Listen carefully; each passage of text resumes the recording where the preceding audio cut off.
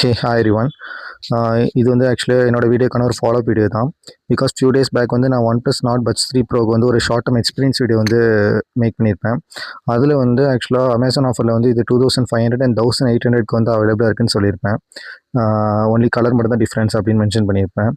So ஆக்சுவலாக அது வந்து wrong because of this Amazon buck.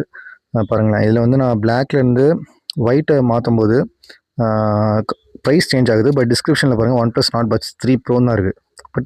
But image வந்து சேஞ்ச் ஆகலை. ஸோ நான் வந்து ஒயிட்னா ஓகே 1800 கொடுக்குறாங்க அப்படின்னு சொல்லிட்டு நான் வந்து சொல்லியிருந்தேன். ஆக்சுவலாக வேறு கலர் சூஸ் பண்ணும்போது தான் எனக்கு வந்து தெரியுது.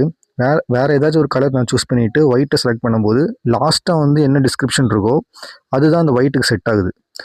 ஓகே, ஸோ அதனால இது ஏன் வந்து ஒன் ப்ளஸ் பட்ஸ் 3யும் 3 ப்ரோயும் ஒரே இதில் வச்சுருக்கான்னு தெரியல. நம்ம கன்ஃபியூஸ் பண்ணுறதா வச்சுருக்கானா, இல்லை ஏதாவது சேல் ஆகுறதா வச்சுருக்கானான்னு தெரில. ஆக்சுவலாக 2500 தான் பட்ஸ் 3 ப்ரோ, 3 தான் 1800. ஓகே, இது வந்து கமெண்ட்டில் வந்து தாட்ஸ் ஆஃப் ஜஸ்டின் அப்படின்ற ஒருத்தவங்க வந்து மென்ஷன் பண்ணியிருந்தாங்க அந்த ப்ரைஸை. ஸோ அதுக்கப்புறம் நான் சர்ச் பண்ணும்போது தான் இந்த பக் வந்து எனக்கு தெரிஞ்சுது. So thanks for him.